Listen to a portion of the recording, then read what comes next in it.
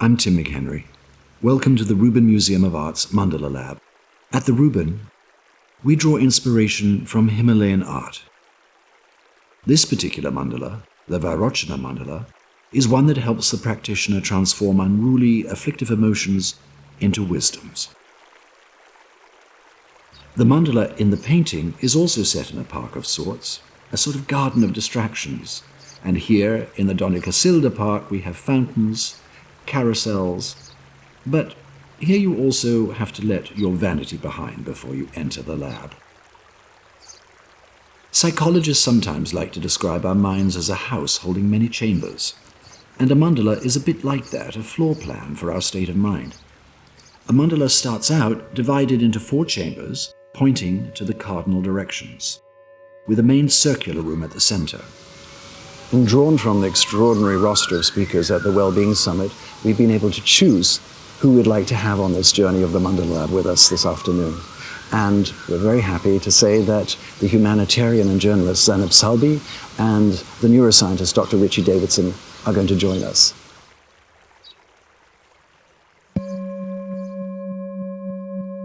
In Pride, Zainab has to choose one of these states of mind which places her on either a higher plane or a lower plane than other people. Arrogance, entitlement, gloating, or inferiority. In each room, you're asked to use a particular sense, and here it's really sound. The sound of a chip falling on the accumulated other chips that previous visitors have contributed. So this is the part of the mandala that is about pride. And from a psychological and a Buddhist perspective, pride, the way we understand it, is really about self-importance. As we see here, it can be expressed in many different ways: arrogance, entitlement, gloating. Inferiority is not what we typically think of as being associated with pride, but it's kind of a negative pride.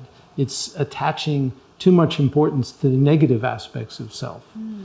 So it still has the same attribute of attaching excessive importance. And so the liberation from this really comes from insight into the nature of the self itself. And having the insight that the self is really not substantial.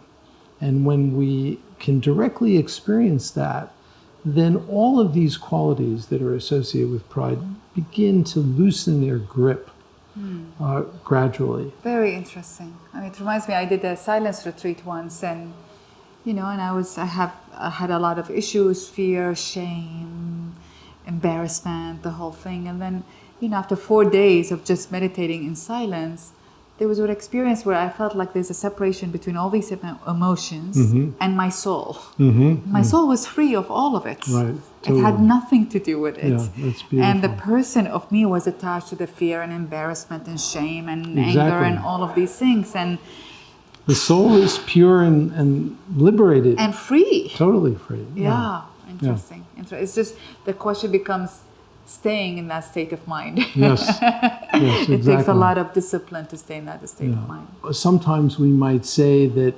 that I'm proud, as if it were all of me. What does it mean to say something like, I am proud? Is it every pore in our body, every feature of our mind? And when we begin to ask that kind of question, it loosens it up a little bit. I love this, and it becomes in our awareness and our choices of what do we do with it. Exactly. Yeah, so I have to make a choice. You do. So please pick a token. Scary. I'm very vulnerable, by the way, to say. I'll pick one too to accompany you. Thank because, you. I definitely have one that is relevant for my own. Well, stuff. I do. I'm going to put it. Arrogance. And mine is the same. Really? Yes. Wow. Very important one.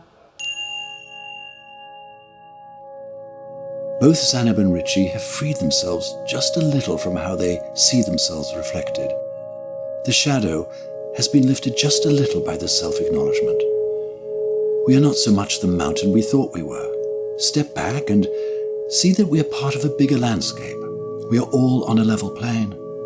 And so the first step is taken in moving from the affliction of the egocentric pride to the wisdom of equality.